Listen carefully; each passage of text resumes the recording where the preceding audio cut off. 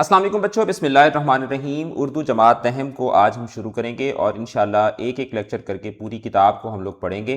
اگر آپ اس چینل پر نئے ہیں تو چینل کو سبسکرائب کر لیں، کیونکہ یہاں پر آپ کو ترجمۃ القرآن، اسلامیات، اردو، مطالعہ پاکستان، یعنی آپ کے کمپلسری جو آرٹس کے سبجیکٹس ہوتے ہیں ان کا ڈیٹیلڈ سولوشن جو ہے وہ ہم لوگ اپلوڈ کرتے ہیں۔ اور اس کے علاوہ اگر آپ ہماری لائیو کلاسز کو جوائن کرنا چاہتے ہیں تو اس کے لیے آپ اس ویڈیو کے ڈسکرپشن سے اکیڈمی کا نمبر لے کر وہاں سے آپ ہماری لائیو کلاسز کو بھی جوائن کر سکتے ہیں۔ تو آپ نے اپنے کلاس فیلوز کو بھی ضرور بتانا ہے اس سیریز کے بارے میں۔ اس ویڈیو کے ڈسکرپشن سے آپ کو پلے لسٹ کا لنک مل جائے گا جس سے آپ تمام لیکچرز کو ایکسیس کر سکتے ہیں۔ تو آپ کی کتاب کا میں آپ کو ایک چھوٹا سا تعارف بھی کروا دیتا ہوں۔ پہلا جو حصہ ہے وہ حصہ نثر کا ہے، جس میں آپ کے پاس 11 اسباق ہیں۔ پھر حصہ نظم ہے جس کے اندر 6 نظمیں ہیں، اور پھر حصہ غزل ہے جس کے اندر 4 غزلیں ہیں۔ تو یہ ٹوٹل آپ کے 22 لیکچرز بنتے ہیں، جس کے اندر آپ کی پوری کی پوری کتاب جو ہے وہ کور ہوتی ہے۔ پہلا آپ کا جو سبق ہے دیٹ از اخلاق نبوی صلی اللہ علیہ وآلہ وسلم۔ بہت ہی خوبصورت سا سبق ہے یہ۔ اللہ تعالیٰ کے نبی کی جب تعریف کی بات آتی ہے تو ایک ایک حرف خوبصورت ہوتا ہے، ایک ایک حرف عبادت ہوتا ہے۔ تو چلیں جی اس کو پڑھنا سٹارٹ کرتے ہیں۔ مصنف یہ کہتے ہیں کہ اخلاق کا ایک دقیق کا مطلب ہوتا ہے اہم لیکن پیچیدہ، some thing that is important yet it is complex. اخلاق کا ایک دقیق یعنی کہ اہم نقطہ یعنی کہ اس نقطے کو آپ نے اس نقطے کے ساتھ کنفیوز نہیں کرنا۔ یہ والا جو نقطہ ہوتا ہے یہ در حقیقت اعراب کا ہوتا ہے، اور اس نقطے کا مطلب ہے ایک اہم بات، یعنی اخلاق کی ایک اہم بات یہ ہے کہ انسان اپنے لیے اخلاق حسنہ کا جو پہلو پسند کرے، ٹھیک ہے، یعنی جو حصہ پسند کرے اس کی اس شدت سے پابندی کرے، یعنی اتنی زیادہ اس کی پابندی کرے، اور اس طرح دائمی کا مطلب ہوتا ہے ہمیشہ رہنے والا، غیر متبدل نا تبدیل ہونے والا، یعنی کہ مستقل، کہ اور اس طرح دائمی اور غیر متبدل طریقے سے اس پر عمل کرے کہ گویا وہ اپنے اختیار کے باوجود اس کام کے کرنے پر مجبور ہے، اور لوگ دیکھتے دیکھتے یہ یقین کر لیں کہ اس شخص سے اس کے علاوہ کوئی بات سرزد نہیں ہو سکتی، یعنی کہ یہ بندہ تو اس کے علاوہ کوئی کام کر ہی نہیں سکتا۔ یعنی کہ مصنف یہاں تک یہ کہنا چاہ رہے ہیں کہ ایک جو اخلاق کے حوالے سے ایک اہم بات ہے وہ یہ ہے کہ انسان فیک نہ کرے، بلکہ جیسے فار ایگزامپل سچ بولنا ہے تو آپ سچ بولنے کی عادت اتنی زیادہ اپنا لیں کہ آپ اگر چاہیں بھی جھوٹ بولنا تو نہ بول سکیں۔ یعنی یہ اصل آپ کے اخلاق ہیں کہ وہ جو اچھی عادت ہے وہ آپ کے مزاج کے اندر، آپ کی عادتوں کے اندر، آپ کی پرسنالٹی کے اندر رچ بس جائے۔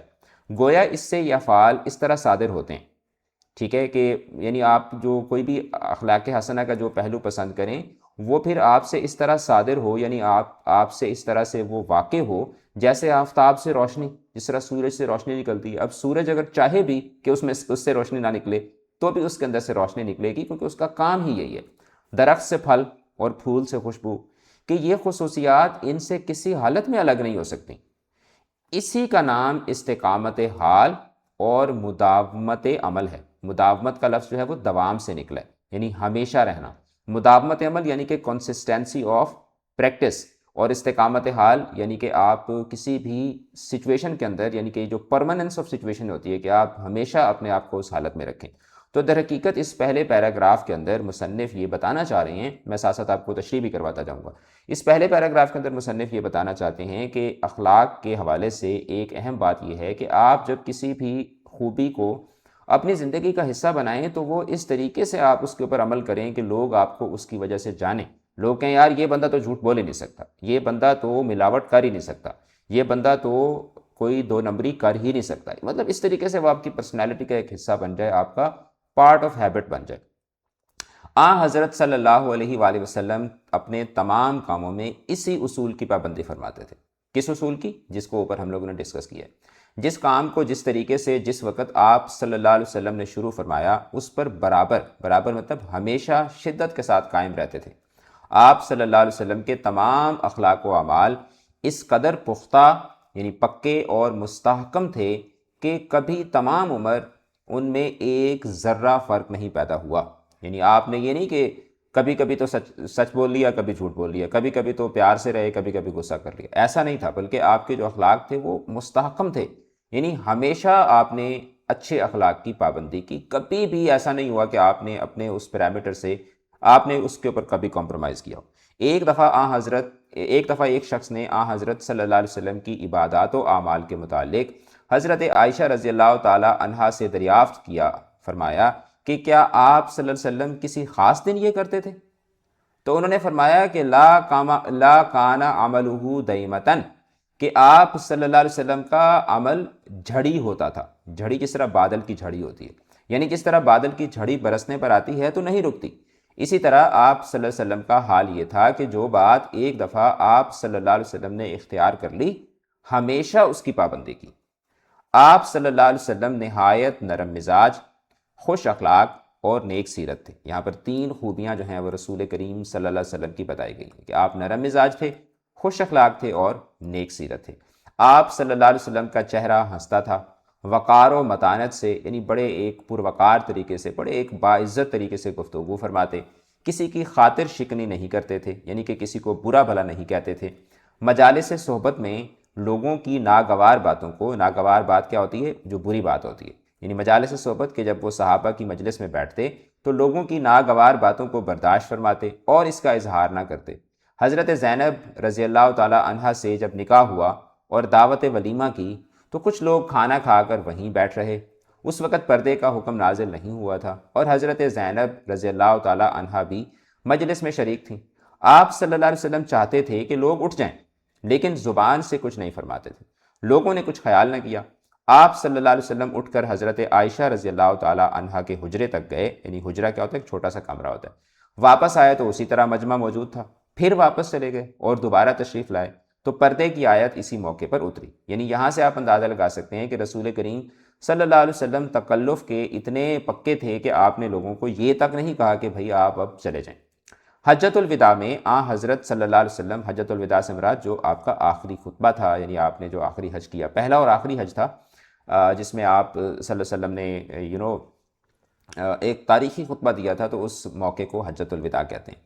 حجۃ الوداع میں آپ صلی اللہ علیہ وسلم صدقات کا مال تقسیم فرما رہے تھے کہ 2 صاحب آ کر شامل ہوئے۔ آپ صلی اللہ علیہ وسلم نے ان کی طرف نظر اٹھا کر دیکھا تو وہ تن و مند مطلب صحت مند اور ہاتھ پاؤں کے درست معلوم ہوئے۔ آپ صلی اللہ علیہ وسلم نے فرمایا اگر تم چاہو تو میں اس میں سے دے سکتا ہوں، لیکن غنی اور تندرست، غنی کا مطلب جو امیر ہو، امیر اور تندرست کام کرنے کے لائق لوگوں کا اس میں کوئی حصہ نہیں۔ مطلب آپ نے فرمایا کہ اگر آپ کہتے ہو تو میں آپ کو دے دیتا ہوں، ویسے آپ یہ ڈیزرو نہیں کرتے۔ اچھا، اسی طریقے سے قبیصہ نام کے ایک صاحب تھے، وہ مقروض ہو گئے، یعنی ان پر قرض چڑھ گیا۔ آپ صلی اللہ علیہ وسلم کے پاس آئے تو اپنی حاجت عرض کی، یعنی کہ اپنی ضرورت جو تھی وہ بیان کی۔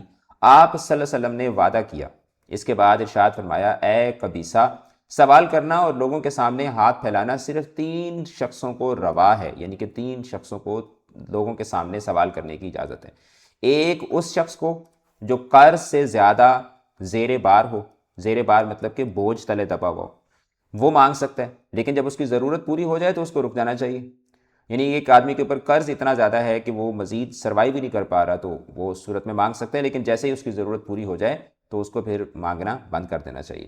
دوسرے اس شخص کو جس پر کوئی ایسی ناگہانی یعنی کہ اچانک مصیبت آ گئی جس نے اس کے تمام مالی سرمایہ کو برباد کر دیا، اس کو اس وقت تک مانگنا جائز ہے جب تک اس کی حالت کسی قدر درست نہ ہو جائے۔ تیسرے اس شخص کو جو مبتلا فاقہ ہو، یعنی کہ جو فاقے میں ہو، جس کے پاس کھانے کو کچھ نہ ہو اور محلے کے 3 معتبر آدمی یعنی 3 معزز آدمی گواہی دیں کہ ہاں اس کو فاقہ ہے، یعنی اس کے پاس کھانے پینے کو کچھ نہیں ہے۔ اس کے علاوہ جو کوئی کچھ مانگ کر کھاتا ہے، مانگ کر حاصل کرتا ہے، وہ حرام ہے، حرام کھاتا ہے۔ تو رسول کریم صلی اللہ علیہ وسلم نے اس پیراگراف کے اندر جو بات ہوئی ہے اس کے اندر در حقیقت بھیک مانگنے یا مانگ کر کھانے کی حوصلہ شکنی کی ہے، ڈسکریج کیا ہے، اور آپ نے بتایا ہے کہ 3 ایسی جینون سچویشنز ہیں کہ جس کے اندر جو ہے وہ کوئی بھی آدمی دوسرے آدمی سے مانگ سکتا ہے۔ حضرت صلی اللہ علیہ وسلم کے صاحبزادے ابراہیم علیہ السلام نے جس روز انتقال کیا، اتفاق سے اس روز سورج گرہن لگا، جو سولر ایکلپسز ہوتا ہے۔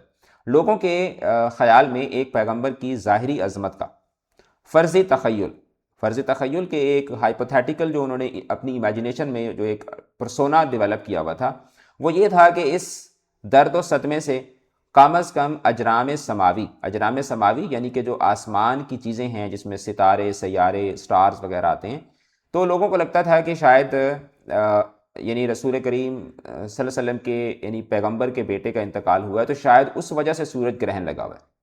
تو لوگوں کے خیال میں ایک پیغمبر کی ظاہری عظمت کا فرضی تخیل یہ تھا کہ اس درد و صدمے سے کم از کم اجرام سماوی میں انقلاب پیدا ہو جائے۔ لوگوں نے اس اتفاقی واقعے کو اس قسم کے واقعے پر محمول کیا یعنی کہ اس کو اس کے ساتھ جوڑا۔ تو انہوں نے جو سورج گرہن کا واقعہ تھا اس کو حضرت ابراہیم کے وصال کے ساتھ جوڑنے کی کوشش کی۔ ایک جاہ پسند، یعنی کہ جاہ پسند کون ہوتا ہے؟ جو شہرت پسند ہوتا ہے۔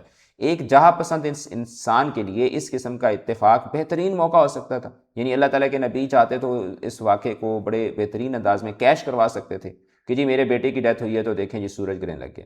لیکن نبوت کی شان اس سے بدرجہ کئی درجے عرفہ و اعلیٰ ہے، یعنی کہ اونچی ہے۔ حضرت صلی اللہ علیہ وسلم نے اسی وقت لوگوں کو مسجد میں جمع کیا اور خطبہ دیا کہ چاند اور سورج میں گرہن لگنا خدا کی آیات قدرت یعنی قدرت کی نشانیوں میں سے ہے، کسی کی زندگی اور موت سے ان میں گرہن نہیں لگتا۔ تو آپ نے در حقیقت لوگوں کی اس غلط فہمی کو کیا کر دیا؟ کلیئر کر دیا۔ مصنفین یورپ، یعنی کہ یورپ کے جو مصنفین ہیں، یورپ کے یہ امپورٹنٹ پیراگراف ہے۔ مصنفین یورپ کا خیال ہے کہ حضرت صلی اللہ علیہ وسلم جب تک مکے میں تھے پیغمبر تھے، مدینے میں پہنچ کر پیغمبر سے بادشاہ بن گئے، لیکن واقعہ یہ ہے، یعنی کہ حقیقت یہ ہے کہ آپ صلی اللہ علیہ وسلم تمام عرب کے زیر نگیں ہو جانے پر یعنی کہ پورے عرب کے فتح ہو جانے پر بھی فاقہ کش رہے یعنی کہ بھوکے پیاسے رہے۔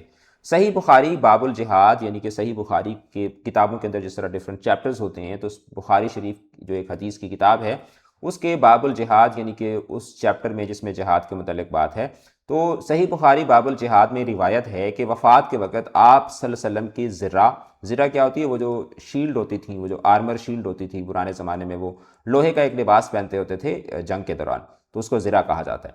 آپ صلی اللہ علیہ وسلم کی زرہ ایک یہودی کے ہاں 3 سا، اب سا کیا ہوتا ہے؟ یہ در حقیقت گندم کو یا چاول کو یا جو کو پیمائش کرنے کا ایک پیمانہ ہوتا ہے، ٹھیک ہے؟ 3 سا جو پر گروی تھی۔ گروی کیا ہوتا ہے؟ کہ جب آپ اپنی چیزوں کو پلیج کروا دیتے ہیں، کہ آپ کسی کو جا کے اپنی ایک چیز دے دیتے ہیں کہ جی میرا یہ موبائل رکھ لیں اور ان ریٹرن مجھے فلاں چیز دیتے ہیں، جب میں یہ آپ کو ریٹرن کروں گا تو میرا موبائل آپ کو واپس دے دیجیے گا۔ تو اس طریقے کی جو ڈیل ہوتی ہے اس کو کہتے ہیں گروی رکھوانا، یعنی پلیج کرنا۔ تو آپ کی جو زرہ تھی وہ ایک یہودی کے ہاں 3 سا جو پر، جو کیا ہوتا ہے؟ جو ایک طرح کا اناج ہوتا ہے۔ جن کپڑوں میں آپ صلی اللہ علیہ وسلم نے وفات پائی ان میں اوپر تلے پیوند لگے ہوئے تھے۔ یہ وہ زمانہ ہے جب تمام علاقہ حدود شام سے لے کر عدن تک فتح ہو چکا ہے، یعنی سیریا سے لے کر عدن تک تمام علاقہ فتح ہو چکا ہے، اور مدینے کی سرزمین میں زر و سیم یعنی دولت کا سیلاب آ چکا ہے۔ یعنی دیکھیں کہ مدینے میں دولت ہی دولت ہے، لیکن اللہ تعالیٰ کے نبی جو ہیں وہ کس قدر سادگی سے زندگی بسر کر رہے تھے۔ حضرت انس رضی اللہ تعالیٰ عنہ کا بیان ہے کہ ایک دفعہ حضرت صلی اللہ علیہ وسلم میرے مکان پر تشریف لائے اور پینے کو پانی مانگا۔ میں نے بکری کا دودھ پیش کیا۔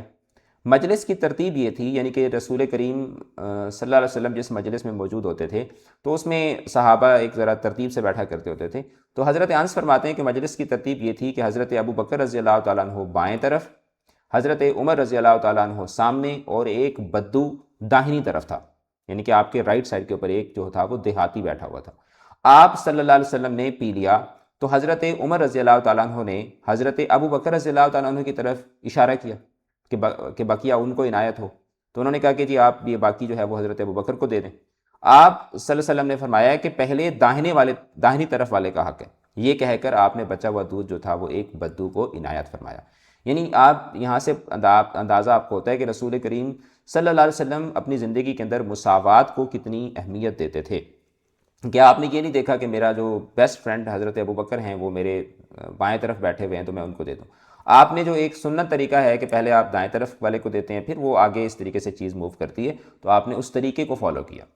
قریش اپنے فخر و امتیاز کے لیے مزدلفہ میں قیام کرتے تھے، لیکن حضرت صلی اللہ علیہ وسلم نے اس تفریق کو، یعنی اس فرق کو، اس ڈسکریمنیشن کو کبھی پسند نہ فرمایا۔ بعثت سے پہلے یعنی نبوت سے پہلے اور بعثت کے بعد بھی ہمیشہ عام لوگوں کے ساتھ مقام کرتے تھے، یعنی عام لوگوں کے ساتھ اٹھتے بیٹھتے تھے۔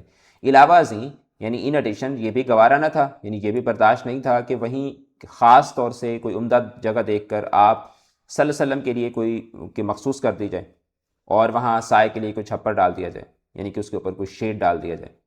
صحابہ کرام رضوان اللہ علیہم اجمعین نے یہ تجویز پیش کی کہ جی آپ کے لیے ہم ایک کوئی اسپیشل جگہ بنا دیتے ہیں، تو فرمایا کہ جو پہلے پہنچ جائے اسی کا مقام ہے، کہ جو جہاں پہ بیٹھ گیا۔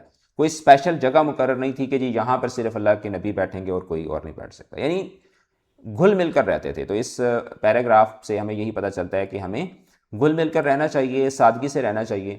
صحابہ کرام رضوان اللہ علیہم جب سب مل کر کوئی کام کرتے تو ہمیشہ حضرت صلی اللہ علیہ وسلم ان کے ساتھ شریک ہو جاتے اور معمولی مزدور کی طرح کام انجام دیتے۔ مدینے میں آ کر سب سے پہلا کام مسجد نبوی کی تعمیر تھی۔ اس مسجد اقدس یعنی اس پاک مسجد کی تعمیر میں دیگر صحابہ رضوان اللہ تعالی عنہم کی طرح خود حضرت صلی اللہ علیہ وسلم بنفس نفیس یعنی کہ ذاتی طور پر شریک تھے، خود اپنے دست مبارک سے اینٹ اٹھا اٹھا کر لاتے تھے۔ صحابہ رضوان اللہ تعالی علیہم اجمعین عرض کرتے تھے کہ ہماری جانیں قربان، آپ صلی اللہ علیہ وسلم کیوں زحمت فرماتے ہیں؟ یعنی صحابہ کہتے تھے یا رسول اللہ ہماری جانیں قربان ہم کس لیے ہیں، آپ کیوں تکلیف فرماتے ہیں؟ لیکن آپ صلی اللہ علیہ وسلم اپنے فرض سے باز نہ آئے۔ غزوہ احزاب کے موقع پر بھی جب تمام صحابہ رضوان اللہ تعالی علیہم اجمعین مدینے کے چاروں طرف خندق کھود رہے تھے یعنی ٹرنچ بنا رہے تھے، تو آپ صلی اللہ علیہ وسلم نے بھی ایک ادنا مزدور کی طرح کام کر رہے تھے، یعنی ایک معمولی مزدور کی طرح آپ صلی اللہ علیہ وسلم بھی ساتھ مل کر کام کر رہے تھے، یہاں تک کہ شکم مبارک پر یعنی آپ کے پیٹ پر مٹی اور خاک کی تہ جم گئی تھی، یعنی اتنا آپ صلی اللہ علیہ وسلم نے وہاں پر کام کیا۔ ایک سفر میں کھانا تیار نہ تھا، تمام صحابہ رضوان اللہ تعالی علیہ مجمعین نے مل کر کھانا پکانے کا سامان کیا، لوگوں نے ایک ایک کام بانٹ لیا۔ جنگل سے لکڑی لانے کا کام آپ صلی اللہ علیہ وسلم نے اپنے ذمے لیا، تو صحابہ کرام نے عرض کی یا رسول اللہ یہ کام ہم خدام کر لیں گے، خدام خادم کی جمع ہے کہ ہم نوکر ہیں آپ کے، ہم کر لیں گے۔ تو فرمایا کہ ہاں سچ ہے، لیکن مجھے یہ پسند نہیں کہ میں تم سے اپنے آپ کو ممتاز کروں، کہ تم سے میں اپنے آپ کو جدا کروں۔ خدا اس بندے کو پسند نہیں کرتا جو اپنے ہمراہیوں میں یعنی اپنے ساتھیوں میں ممتاز بنتا ہے، کہ جو اپنے دوستوں میں کہے کہ جی میں بہت بڑی چیز ہوں۔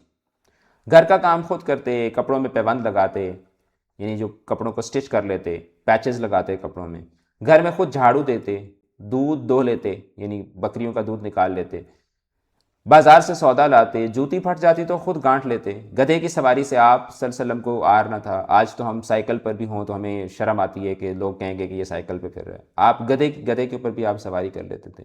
غلاموں اور مسکینوں کے ساتھ بیٹھتے اور ان کے ساتھ کھانا کھانے سے پرہیز نہ تھا۔ غریب سے غریب بیمار ہوتا تو عیادت کو یعنی اس کو پوچھنے کے لیے تشریف لے جاتے، مفلسوں اور فقیروں کے ہاں جا کر ان کے ساتھ بیٹھتے، صحابہ کرام رضوان اللہ علیہم اجمعین کے ساتھ بیٹھتے تو اس طرح بیٹھتے کہ امتیازی حیثیت کی بنا پر کوئی آپ صلی اللہ علیہ وسلم کو پہچان نہ سکتا، ایسے گھل مل کر بیٹھتے۔ کسی مجمع میں جاتے تو جہاں جگہ مل جاتی بیٹھ جاتے۔ تواضع کی یعنی کہ رکھ رکھاؤ کی انتہا یہ ہے کہ حضرت صلی اللہ علیہ وسلم اپنے متعلق جائز تعظیمی الفاظ بھی پسند نہیں فرماتے تھے، کہ اگر کوئی تعریف کرتا تھا تو آپ کہتے تھے کہ نہیں میری تعریف کرنے کی ضرورت نہیں ہے۔ لوگ بچوں پر ہی نہایت شفقت فرماتے، معمول تھا یعنی آپ کی یہ روٹین تھی کہ سفر سے تشریف لاتے تو راہ میں جو بچے ملتے ان میں سے کسی کو اپنے ساتھ سواری پر آگے بٹھاتے، رستے میں بچے مل جاتے تو ان کو خود سلام کرتے۔ اللہ اکبر، کیسے پیارے نبی تھے ہمارے۔ معمول تھا یعنی آپ کی یہ روٹین تھی کہ جب فصل کا نیا میوہ یعنی جب کوئی فصل پکتی، کوئی نیا پھل آتا، جب فصل کا کوئی نیا میوہ حضرت اقدس میں خدمت اقدس میں پیش کیا جاتا تو حاضرین میں جو سب سے کم عمر بچہ ہوتا اس کو عنایت فرماتے، بچوں کو چومتے، ان کو پیار کرتے۔ ایک دفعہ آپ صلی اللہ علیہ وسلم اسی طرح بچوں کو پیار کر رہے تھے کہ ایک بدوی آیا جس کا نام اقرا بن حابس تھا، اس نے کہا کہ تم لوگ اپنے بچوں کو پیار کرتے ہو، میرے 10 بچے ہیں مگر میں نے کسی کو پیار نہیں کیا۔ تو آپ صلی اللہ علیہ وسلم نے ارشاد فرمایا کہ اللہ تعالیٰ نے اگر تمہارے دل سے محبت کو چھین لیا ہے تو میں کیا کروں۔ اسی طرح جابر بن سمرہ رضی اللہ تعالیٰ عنہ ایک صحابی تھے، وہ اپنے بچپن کا واقعہ بیان کرتے ہیں کہ ایک دفعہ میں نے حضرت صلی اللہ علیہ وسلم کے پیچھے نماز پڑھی، نماز سے فارغ ہو کر آپ صلی اللہ علیہ وسلم اپنے گھر کی طرف چلے، میں بھی ساتھ ہو لیا کہ ادھر سے چند اور لڑکے نکل آئے، آپ صلی اللہ علیہ وسلم نے ان سب کو پیار کیا اور مجھے بھی پیار کیا۔ ہجرت کے موقع پر جب مدینے میں آپ صلی اللہ علیہ وسلم کا داخلہ ہو رہا تھا تو انصار کون ہیں؟ جو مدینہ کے لوگ تھے جنہوں نے مہاجرین کو یعنی مکہ سے آنے والے لوگوں کو جنہوں نے ویلکم کیا تھا ان کو انصار کہا جاتا ہے۔ تو انصار کی چھوٹی چھوٹی لڑکیاں خوشی سے دروازوں سے نکل کر گیت گا رہی تھیں، وہ جو مشہور گیت ہے نا طلع البدر علینا، تو یہ اس وقت انہوں نے گایا تھا۔ جب آپ صلی اللہ علیہ وسلم کا ادھر گزر ہوا تو فرمایا کہ اے لڑکیوں تم مجھے پیار کرتی ہو؟ تو سب نے کہا ہاں یا رسول اللہ صلی اللہ علیہ وسلم۔ تو فرمایا کہ میں بھی تمہیں پیار کرتا ہوں، یعنی ایسے بچوں کے ساتھ گھل مل جاتے تھے۔ حضرت صلی اللہ علیہ وسلم غلاموں پر خصوصیت کے ساتھ شفقت فرماتے تھے کہ یہ تمہارے بھائی ہیں، جو خود کھاتے ہو وہ ان کو کھلاؤ، جو خود پہنتے ہو وہ ان کو پہناؤ۔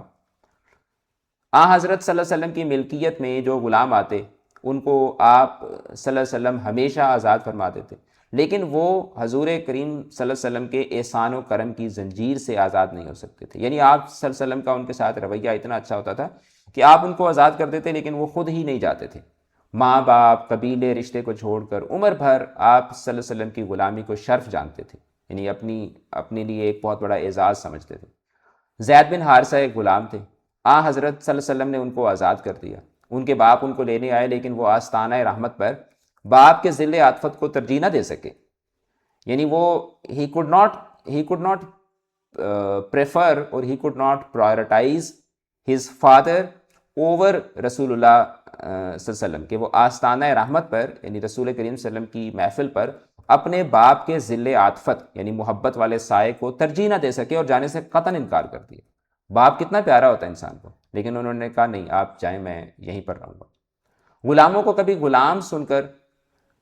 غلاموں کا لفظ غلام سن کر اپنی نظر میں ایک ذلت محسوس ہوتی تھی، ایک بے عزتی محسوس ہوتی تھی. تو حضرت صلی اللہ علیہ وسلم کو ان کی یہ تکلیف بھی گوارا نہ تھی، یعنی برداشت نہیں تھی. فرمایا کہ کوئی ان کو میرا غلام نہ کہے، میرا بچہ یا میری بچی کہے، اور غلام بھی اپنے آقا کو خداوند نہ کہیں، کیونکہ خداوند تو صرف خدا ہے، بلکہ آقا کہیں. حضرت ابو ذر رضی اللہ تعالیٰ عنہ صحابی تھے اور حضرت صلی اللہ علیہ وسلم کی راست گوئی کی یعنی آپ صلی اللہ علیہ وسلم کے سچ بولنے کی مدح فرماتے تھے، اور حضرت صلی اللہ علیہ وسلم ان کی راست گوئی کی مدح فرماتے تھے کہ رسول کریم صلی اللہ علیہ وسلم جو ہے وہ حضرت ابو ذر غفاری رضی اللہ تعالیٰ عنہ کی سچائی کی تعریف فرماتے تھے. ایک دفعہ انہوں نے ایک اجمی آزاد غلام کو برا بھلا کہا. عربی اور اجمی جو نان عربز ہیں ان کو اجمی کہا جاتا ہے. تو ایک دفعہ حضرت ابو ذر غفاری نے ایک اجمی آزاد غلام کو برا بھلا کہا تو غلام نے حضرت صلی اللہ علیہ وسلم سے جا کر شکایت کی. تو آپ نے حضرت ابو ذر رضی اللہ تعالیٰ عنہ کو فرمایا کہ تم میں اب تک جہالت باقی ہے، یہ غلام تمہارے بھائی ہیں، خدا نے تم کو ان پر فضیلت عطا کی ہے. خدا کی مخلوق کو ستایا نہ کرو، جو خود کھاؤ ان کو کھلاؤ، جو خود پہنو وہ ان کو پہناؤ، اور ان کو ایسا کام نہ دو جو وہ نہ کر سکیں، اور اگر اتنا کام دو تو خود بھی ان کی اعانت کرو یعنی کہ مدد کرو. تو اس میں ایک امپورٹنٹ چیز بتائی گئی ہے کہ غلاموں کے ساتھ اب اچھا سلوک کرنا چاہیے، اور اگر غلاموں کو ان کی بساط سے زیادہ، ان کی استطاعت سے زیادہ کام نہیں دینا چاہیے، اور اگر آپ ان کو کبھی ان کی طاقت سے زیادہ کام دیں تو پھر ان کی مدد کریں، ان کو ہیلپ آؤٹ کریں. اور اب ہم اس کی ایکسرسائز میں دیکھ لیتے ہیں، اگر اس میں کوئی امپورٹنٹ چیز ہے تو وہ بھی ہم لوگ کر لیتے ہیں. اچھا، ٹیکنیک اور اسلوب. تکنیک یا اسلوب کیا ہوتا ہے؟ کسی بھی ادبی تحریر کو بیان کرنے کے لیے تحریری طور پر الفاظ کی ضرورت ہوتی ہے. اس کے لیے کسی بھی موضوع کے حوالے سے مناسب الفاظ کا مناسب جگہوں پر استعمال کرنا اسلوب کہلاتا ہے. یعنی ہر آتھر کا کیا ہوتا ہے؟ سٹائل ہوتا ہے. تو کسی بھی موضوع کے حوالے سے مناسب الفاظ کا مناسب جگہوں پر استعمال کیا کہلاتا ہے؟ اسلوب کہلاتا ہے. تو صرف آپ کو یہاں پر اسلوب کی جو ڈیفینیشن ہے وہ پتہ ہونی چاہیے. اور باقی اس کے اندر نیچے ہم دیکھ لیتے ہیں گرامر کے اندر. واحد جمع. تو واحد جمع کا کانسیپٹ پڑھ لیتے ہیں. وہ لفظ جو فقط ایک شخص، شے یا جگہ کے لیے استعمال ہو واحد کہلاتا ہے، جیسے عصر، کتاب، عام وغیرہ. اور جب وہ لفظ جو ایک سے زیادہ اشخاص، اشیاء یا جگہوں کے لیے استعمال ہو وہ جمع کہلاتا ہے. جس طرح عصر کی جمع آثار ہے، کتاب کی جمع کتب ہے، عام کی جمع عوام ہے. جمع کی 4 صورتیں ہیں: جمع مکسر، جمع سالم، تثنیہ اور جمع الجمع. تو واحد سے جمع بناتے ہوئے اگر واحد کی صورت بالکل بدل جائے تو اسے جمع مکسر کہتے ہیں. جس طرح تصویر سے تصاویر. اب تصویر سے آپ نے تصاویر بنایا تو تصویر کا لفظ اپنی اصلی حالت میں یہاں پر موجود نہیں ہے. اکبر سے اکابر بنایا تو یہاں پر اکابر کے اندر دیکھیں اکبر کا لفظ اپنی اصلی حالت میں موجود نہیں ہے. تو یہ ہے جمع مکسر. مکسر نہیں پڑھنا اس کو، مکسر ہے. پھر ہے جمع سالم. اب جمع سالم میں کیا ہوتا ہے؟ سالم یعنی کہ مکمل. واحد سے جمع بناتے وقت واحد کے حروف میں کسی قسم کی تبدیلی نہ ہو تو اسے جمع سالم کہتے ہیں. جیسا ماہر سے ماہرین. اب دیکھیں ماہرین جمع ہے تو اس کے اندر ماہر کا لفظ ایز اٹ از موجود ہے. مجاہد سے مجاہدین. مجاہدین جمع ہے اور مجاہد کا لفظ اپنی اصلی حالت میں موجود ہے. اب اس میں ہوتا ہے اس کا جمع سالم کو بنانے کا طریقہ یہ ہے کہ واحد کے ساتھ یہ نون جس کا تلفظ این ہوتا ہے، این کے تلفظ کے ساتھ جب آپ لگاتے ہیں تو کیا بن جاتی ہے؟ جمع سالم بن جاتی ہے. تثنیہ جو ہے عربی زبان میں 2 چیزوں کے لیے جمع کی ایک الگ صورت استعمال ہوتی ہے. مطلب انگلش کے اندر تو سنگولر سے ڈائریکٹ پلورل ہوتا ہے، لیکن اردو کے اندر اور عربی کے اندر کیا ہوتا ہے؟ تثنیہ کا صیغہ بھی استعمال کیا جاتا ہے. والد سے والدین. اب اس میں کیا ہے؟ این. اب جمع سالم اور تثنیہ کو بنانے کا طریقہ سیم ہے. کہ اس کے آخر میں بھی یہ نون لگتا ہے اور اس کے آخر میں بھی یہ نون لگتا ہے، لیکن فرق یہ ہوتا ہے کہ اس یہ نون کا تلفظ این ہوتا ہے اور اس یہ نون کا تلفظ عین ہوتا ہے، جس طرح عید سے عیدین، والد سے والدین، ٹھیک ہے، کریم سے کریمین۔ اچھا، جمع الجمع کیا ہوتا ہے کہ واحد سے آپ نے جمع بنا لی، جمع کی مزید جمع بنائیں، جس طرح دیکھیں نا کہ اکبر سے آپ نے اکابر بنا لیا، اب اکابر سے اکابرین بنائیں گے تو وہ کیا ہو جائے گا، وہ جمع الجمع بن جائے گا۔ جیسے خبر سے اخبار بنایا تو یہ جمع ہو گئی، اخبار سے پھر اخبارات بنا لیں تو یہ اخبارات کیا ہو جائے گی، جمع الجمع ہو جائے گی۔ لقب سے آپ نے القاب بنا لیا، یہ جمع ہو گئی، اب القاب سے پھر القابات بنائیں گے تو یہ کیا ہو جائے گی، جمع الجمع ہو جائے گی۔ ایک چھوٹی سی ایکسرسائز ہے، حاضر سے کیا ہو جائے گا، حاضر کی جمع کیا ہو جائے گی، حاضرین، ٹھیک ہے، جمع مکسر ہے۔ احسان کی احسانات تو یہ کیا ہے، جمع سالم ہے۔ امام کی آئمہ مکسر ہے۔ مضمون سے مضامین تو یہ کیا ہے، مضمون سے مضامین جو ہے یہ کیا ہے، یہ جمع مکسر ہے۔ سید سے سادات تو یہ بھی مکسر ہے۔ کتب سے اقتاب تو یہ بھی کیا ہے، یہ بھی مکسر ہے۔ شجر سے اشجار یہ بھی مکسر ہے۔ محاورہ سے محاورات، ٹھیک ہے، محاورات تو یہ کیا ہو جائے گی، یہ جمع سالم ہو جائے گی۔ نادر سے نوادر مکسر ہے، پھر نوادر سے نوادرات بنا سکتے ہیں تو وہ کیا ہو جائے گی، وہ جمع الجمع ہو جائے گی۔ نور سے انوار، انوار کیا ہے، جمع مکسر ہے، انوار سے پھر انوارات بن سکتا ہے تو یہ جمع الجمع ہو جائے گی۔ دوا سے ادویہ مکسر ہے، ادویہ سے پھر ادویات بن سکتا ہے، یہ جمع الجمع ہو جائے گی۔ اکبر سے اکابر مکسر ہے، اکابر سے پھر اکابرین تو یہ کیا ہو جائے گی، جمع الجمع ہو جائے گی۔ وجہ سے وجوہ مکسر ہے، وجوہ سے پھر وجوہات تو یہ کیا ہو جائے گی، یہ جمع الجمع ہو جائے گی۔ اثر سے کیا ہو جائے گا، اثرات تو یہ کیا ہو جائے گی، جمع سالم ہو جائے گی۔ پھر ہمارے پاس علامات اوقاف آ جاتی ہیں جن کو پنکچویشنز کہا جاتا ہے۔ سب سے پہلے ہمارے پاس ہے رابطہ، ٹھیک ہے، جس کو نصف وقف کہا جاتا ہے، ٹھیک ہے۔ رابطہ جو ہے اس کو وقف لازم کہا جاتا ہے، اس کو وقف لازم، رابطہ وقف لازم۔ جملے کی عبارت میں وقفے سے زیادہ، وقفہ جو ہوتا ہے نا، وقفے کو سیمی کولن بولتے ہیں، اور وقفہ جو ہوتا ہے نا اس کو نصف وقف کہا جاتا ہے۔ تو وقفے سے زیادہ ٹھہراؤ کے لیے یہ علامت استعمال ہوتی ہے، علامت رابطہ۔ اور عام طور پر جب کوئی مقولہ نقل کرنا ہو یا کسی سابقہ خیال کی تفصیل بیان کرنی ہو تو ہم لوگ علامت رابطہ کو استعمال کرتے ہیں۔ پھر تفصیلیہ ہے، جملے یہ عبارت میں کسی بات کی تفصیل بتانے کے لیے استعمال ہوتی ہے، جیسے ورزش میں درج ذیل فائدے ہیں، ٹھیک ہے۔ اس کے بعد سوالیہ یا استفہامیہ، کوشچن مارک، سوال پوچھنے کے لیے۔ استجابیہ جس کو ایکسکلیمیشن مارک کہتے ہیں، حیرت یا حیرانی کے موقع پر استعمال ہوتی ہے۔ خط فاصل یا ترچھا خط تو یہ علامت دفتری مراسلات کا، یعنی دفتری جو خطوط ہوتے ہیں ان کا حوالہ دینے کے لیے مختلف قسم کے جو بیانات ہوتے ہیں۔ مسودات یعنی کہ جو فارمز ہوتے ہیں ان کے اندراجات میں متبادل اسماء یا افعال کے درمیان لگائی جاتی ہے، جس طرح مسمی، مسمات، بن، بنت، وہ اکثر آپ بولتے ہیں نا کہ میں اقرار کرتا، کرتی ہوں وغیرہ وغیرہ، تو درمیان میں یہ کیا لگتا ہے، خط فاصل یا ترچھا خط لگتا ہے۔ اچھا، اب اسی طریقے سے کچھ علامات ہیں یہاں پر۔ شاعری لکھتے ہوئے جہاں کہیں ایک مصرع ہو تو یہ علامت مصرع ہے، MCQ میں آپ سے پوچھی جا سکتی ہیں۔ شعر لکھا جائے تو یہ علامت شعر ہے، اور جب شاعر اپنا تخلص استعمال کرے تو یہ علامت تخلص ہوتی ہے۔ اب آپ کی کتابوں کے اندر مسئلہ یہ ہوتا ہے کہ جو گرامر ہوتی ہے وہ ایک ترتیب کے ساتھ نہیں ہوتی، تو اگر آپ گرامر ایک ترتیب کے ساتھ پڑھنا چاہتے ہیں اور آپ چاہتے ہیں کہ آپ کے ٹیسٹ بھی لیے جائیں اور آپ کو ایک سیکوینس کے ساتھ سارا کچھ پڑھایا جائے، تو اس کے لیے آپ انگلش کیز اکیڈمی کے کورسز کو جوائن کر سکتے ہیں، جس میں آپ کو یہ ایک ترتیب کے ساتھ ساری جو گرامر ہے وہ پڑھائی جاتی ہے، اینڈ پہ آپ کو مضمون وغیرہ سب کچھ پرووائڈ کیا جاتا ہے۔ تو اس کے لیے آپ جو ہے وہ انگلش کیز اکیڈمی کے کلاسز کو جوائن کر سکتے ہیں۔ یہ اکیڈمی کا نمبر ہے، اس پہ کانٹیکٹ کر کے آپ ہماری کلاسز کو جوائن کر سکتے ہیں۔ تو انشاءاللہ اگلی کلاس میں ہم لوگ جو نیکسٹ چیپٹر ہے محسن محلہ یہ پڑھیں گے۔ چینل کے ساتھ جڑے رہیں، اپنا رکھیے گا بہت زیادہ خیال۔ آل دا بیسٹ، خدا حافظ۔